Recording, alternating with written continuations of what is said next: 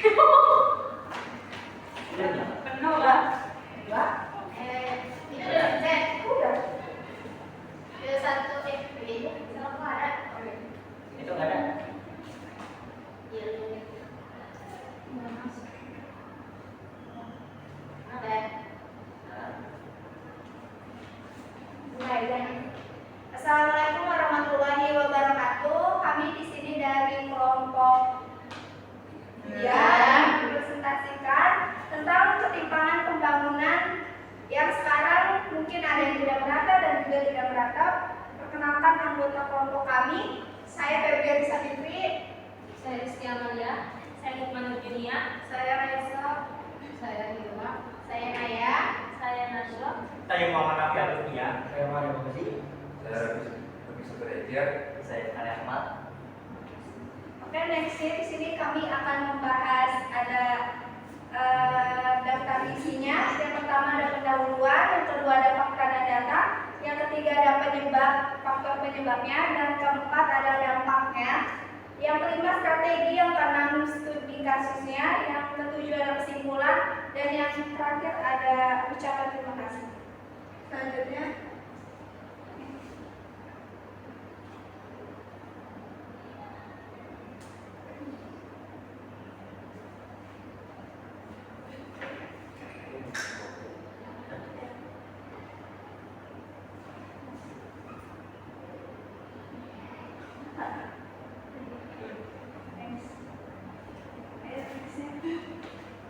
Sini ada apa itu pertimbangan pembangunan. Nah, di situ ada pembangunan adalah menunjukkan perbedaan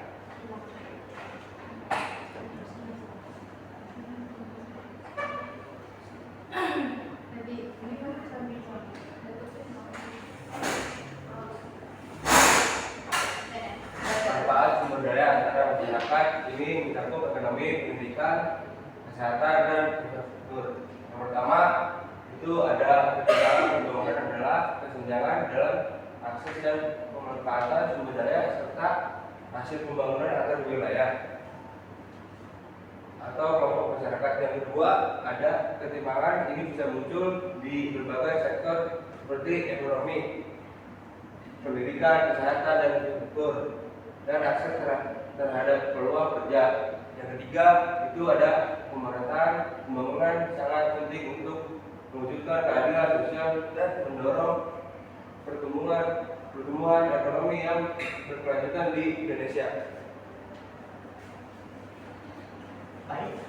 Baik, selanjutnya fakta ketimpangan ekonomi dan akses di Indonesia. Yang pertama, disparitas PDB regional. Pulau Jawa menyumbang 57,05% PDB nasional 2023. Sementara Maluku dan Papua hanya 2,58%, menunjukkan konsentrasi ekonomi yang tinggi. Lalu untuk yang kedua, tren rasio Gini. Rasio ini Indonesia turun menjadi 0,375 pada Maret 2025. Terendah sejak 2020, ketimpang di perkotaan 0,395, lebih tinggi dari pedesaan 0,299. Lalu untuk yang ketiga, ketimpang akses dasar. Sulitnya akses pendidikan, layanan kesehatan, air bersih, dan sanitasi di daerah terpencil masih menjadi masalah serius menghambat pemerataan.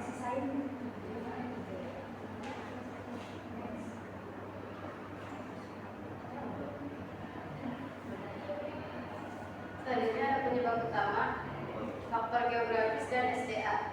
Daerah dengan sumber daya alam melimpah dan lokasi strategis cenderung lebih cepat maju. Konsentrasi pembangunan di Pulau Jawa menyebabkan wilayah lain tertinggal. Peluang hidup anak-anak sangat dipengaruhi oleh tempat lahir dan latar belakang pendidikan orang tua. Selanjutnya ketimpangan upah antara pekerja terampil dan informal berlebar kesenjangan. Perbedaan kemampuan daerah, konsentrasi kekayaan, dan kerentanan masyarakat miskin terhadap goncangan ekonomi juga turut memperparah ketimpangan. Kebijakan pemerintah yang tidak merata menjadi faktor penentu. Selanjutnya ada dampak dan solusi ketimpangan.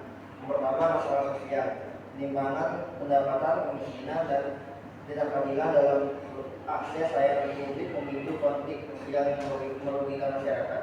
Kedua, kualitas hidup rendah.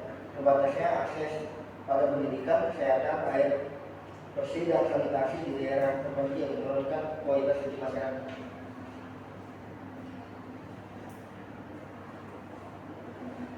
Jadi disebabkan pertimbangan pembangunan memberikan beberapa dampak negatif bagi masyarakat. Salah satunya adalah muncul masalah sosial. Ketika pendapatan tidak merata dan akses terhadap pelayanan publik tidak adil, hal ini menyebabkan kemiskinan, kecemburuan sosial, bahkan konflik di masyarakat.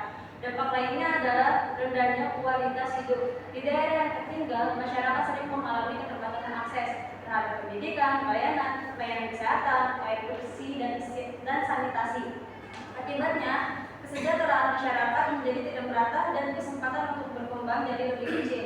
Untuk mengatasi ketimpangan, diperlukan solusi berupa pemerataan pembangunan. Contohnya dengan meningkatkan investasi infrastruktur seperti pembangunan jalan, listrik, air bersih, dan jaringan komunikasi supaya semua daerah memiliki akses yang sama.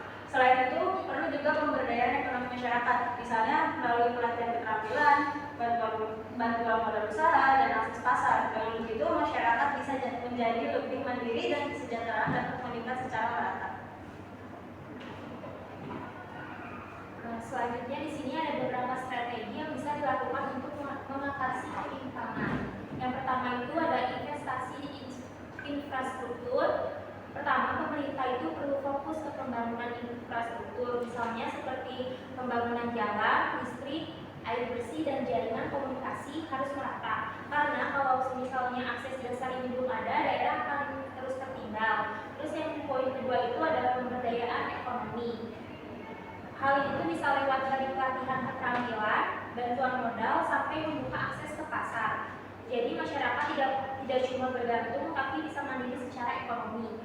Poin ketiga itu pengembangan SDM.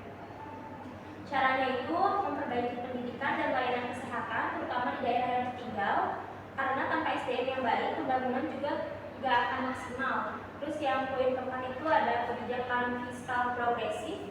Terakhir, kebijakan ini itu artinya sistem pajak dan anggaran diatur supaya lebih adil. Jadi daerah yang tertinggal bisa lebih diperhatikan lagi.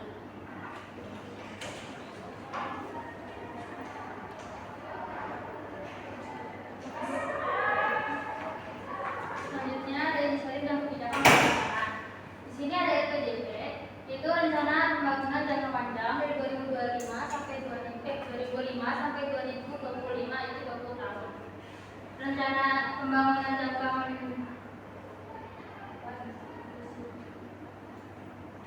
RPJP ini merupakan dokumen perencanaan pembangunan nasional untuk periode 20 tahun. Sedangkan RPJM ini berfokus pada penurunan rasio Gini untuk mencapai pemerataan pembangunan dan keadilan sosial. Terus yang kedua ada MP3EI, Master Plan Percepatan dan Perluasan Pembangunan Ekonomi Indonesia tahun 2011 sampai 2025. Dirancang untuk mempercepat penyelesaian masalah kesenjangan pembangunan antara wilayah di Indonesia.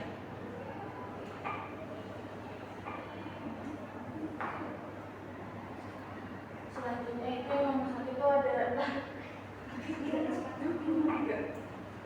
nomor 3 itu ada infrastruktur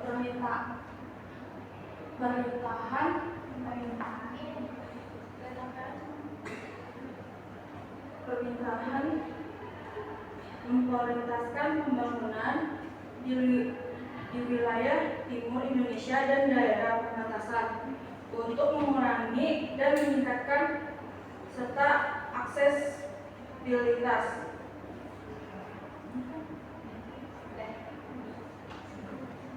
Kesimpulan tantangan dan rekomendasi pembangunan, yaitu ada tantangan ketimpangan,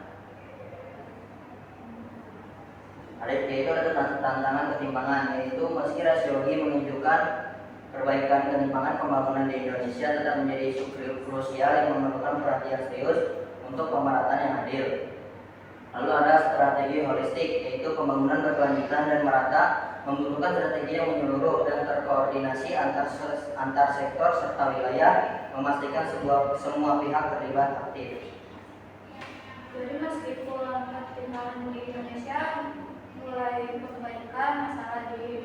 masih perlu diseriuskan.